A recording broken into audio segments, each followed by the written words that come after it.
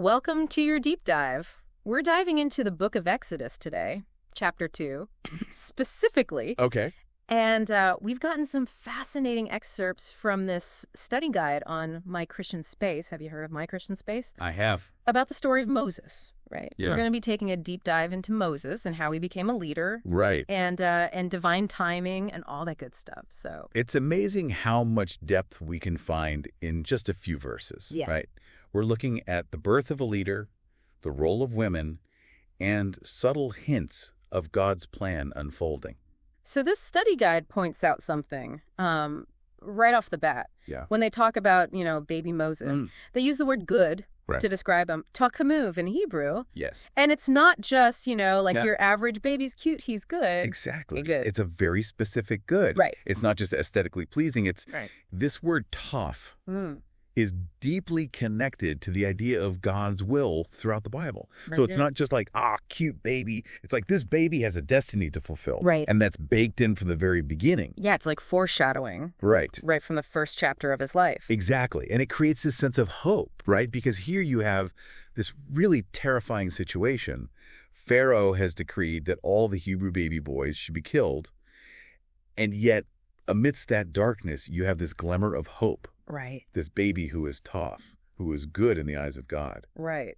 Talk about a dramatic entrance into the world. Right. And then, of course, we have the whole, baby in a basket Oh, yeah. on the Nile scene. In the Nile. And the study guide was pointing out that it's not just any basket. Yeah, It's yeah. the same Yeah. word that's used for Noah's Ark. Exactly. It's teva, which is this vessel of safety, this floating box that represents new beginnings. It's such powerful imagery, and it would have resonated deeply with the original audience.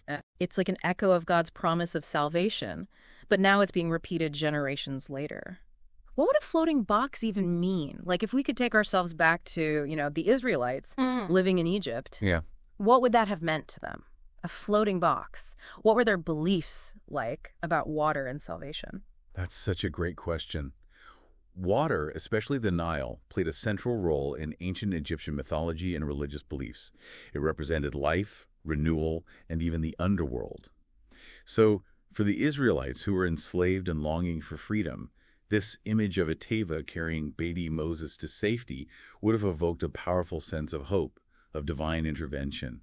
It's a reminder that even in the darkest of times, God can bring forth new life and unexpected salvation. Okay, so that adds a whole other layer to it. And speaking of layers, did you notice how often the number 3 pops up in this chapter? Oh, absolutely. Like 3 months he's hidden before being placed in the Nile. There's something about that number, isn't there? Yeah. The number 3 holds a lot of significance in the Bible, right? Yeah. It often represents the earthly display of God's will. And so in this chapter, this repetition of 3 emphasizes how God's plan is unfolding even in the smallest details. Oh, that's interesting. It might even spark your curiosity to look for other instances of the number 3 in the Bible Oh, yeah. and how they connect to divine actions. Yeah. I'm adding that to my list of things to ponder. Now, let's talk about these amazing women in this chapter. I mean, talk about courage under pressure, Moses' mother, risking everything to save her child. You're absolutely right. It's easy to overlook their roles, but these women are pivotal in Moses' story. And they demonstrate incredible courage and ingenuity in a dangerous situation. And then you've got Pharaoh's daughter, right? Right. Going against her own father's orders out of Yes. compassion for this baby. Out of compassion for this baby. And even Moses' sister, like she's strategically waiting. Yes. Watching, waiting for the right moment to intervene. And then to approach the daughter of Pharaoh, that takes some guts. Right. There's no small feat. No. She's a brave young woman. Yeah. And it's her quick thinking that ultimately reunites Moses with his own mother. Right. That's amazing. It's like they were a team. Like God put this team together to make sure that he survived. Right. And then you get to the part where he's given his name, Moses, right? Right. Moshe. And it's Pharaoh's daughter that gives him that name. The one who drew him out of the water. Right. Moshe, which means to draw out. Exactly. Yeah. It's like a rebirth, signified by this name given to him by the very person who drew him out of the water. Okay. And, the source material, it even connects us back to the concept of spiritual rebirth through baptism. Wait, how does it connect to baptism? So baptism, as you know it, like in the Christian faith, you're submerged in the water. Right. Right. Yeah. And it symbolizes dying to your old self and being like brought up out of the water as a new creation. So you can see how there's this parallel between Moses being drawn out of the Nile. Oh, okay. And then this idea of baptism as a kind of spiritual rebirth. I never made that connection before. Yeah, it's pretty cool. That's really interesting. It makes you think about how much like symbolism and foreshadowing is woven throughout the whole Bible. Right, right. Yeah. So, okay. So we have Moses. He's got this name that ties to his destiny. Yes. He's being raised in Pharaoh's palace. In the lap of luxury. Right. Talk about an interesting childhood. Right. I mean, that had to shape him in some pretty significant ways, don't you think? That's like the ultimate walk in someone else's shoes kind of experience, right? Exactly. It's like before he could lead his people out of slavery, he had to understand what it was like to be both the oppressor and the oppressed. Oh, wow. He had to grapple with his own identity. Who am I? Where do I belong? So how does this play out in his life? I mean, how does this whole upbringing in the lap of luxury, Well, how does that... It takes a pretty dramatic turn. Yeah. As you know, Moses sees an Egyptian beating a Hebrew. Yeah, this is where his sense of justice comes out, Sure. right? Yes. He sees this injustice, and he can't just stand by and watch. And of course, he ends up killing the Egyptian. Yeah. And this is where we really start to see his leadership qualities emerge, wouldn't you say? Yeah. I mean, he sees what's happening and he takes action, even though it means putting himself at risk. Exactly. He aligns himself with his people, the Hebrews, even though it could cost him everything. Which it does. Right. And it forces him to flee for his life. Yeah, he pulls an exodus of his own, you could say. It makes you think, even today, what are we willing to risk to stand up for what we believe in? That's a great point. So where does Moses go when he flees Egypt? He goes to Midian, right? He does. Which, according to the study guide, is the land of a descendant of Abraham. It's like even in exile, God's hand is still guiding him, protecting him. And it's in Midian that we encounter another classic biblical symbol. The well. Yes, the well. Always a significant place in the Bible. Anytime I see well in the Bible, my ears perk up. Yeah. It's going to happen at the well. Right.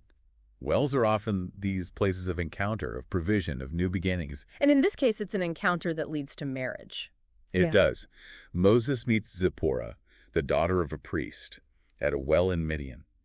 It seems like he's found a new home, a new family. But what about all those Israelites back in Egypt? They're still enslaved. And their cries of anguish, their suffering, it reaches God's ears. Yeah. They are desperate for deliverance. And here's where the study guide makes a really interesting observation. Okay. It points out that their cries to God, they weren't necessarily coming from a place of deep spiritual devotion, you know.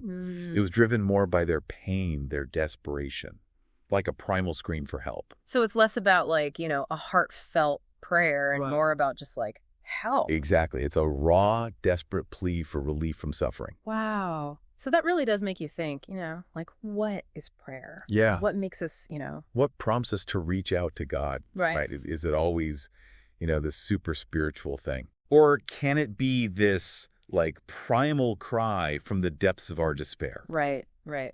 And so how does God respond to that? Well, that's the amazing thing. Right. You would think that God would be like, well, you know, if you're not going to come to me with like, you know, proper reverence, Right. you know, I'm not going to, you know. Right. But that's not what happens. Right. The study guide really emphasizes that God's response to the Israelites' cry for help, it isn't based on like their worthiness. Yeah. Or even like the eloquence of their prayers.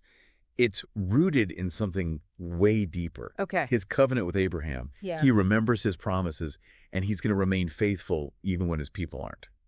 That's a good reminder. Right. We don't have to be perfect for God to love us. And hey, there's that word again. Remembers.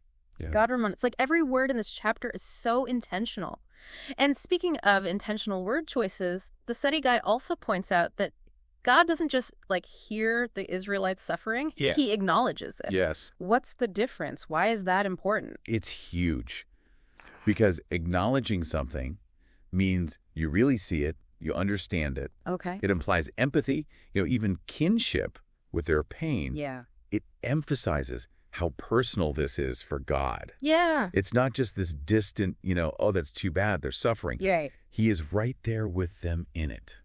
Wow. Feeling what they're feeling. And that's where this chapter leaves us. It does. With God not just hearing, but acknowledging the suffering of his people. Yeah. He remembers his promise. He's getting ready to act. And we all know what happens next.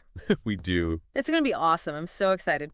So we've just finished taking a deep dive into Exodus chapter 2, and wow, what a journey, right? Incredible. So much to unpack in just these few verses. And we couldn't have done it without the help of that study guide you sent from My Christian Space. So if you're looking to dig deeper into Scripture, check out My Christian Space, everybody. It's a great resource. It really sparked a lot of great conversation. So many layers to uncover. But for now, we're going to have to leave it there. Until next time, keep exploring the stories of the Bible. You never know what you might discover.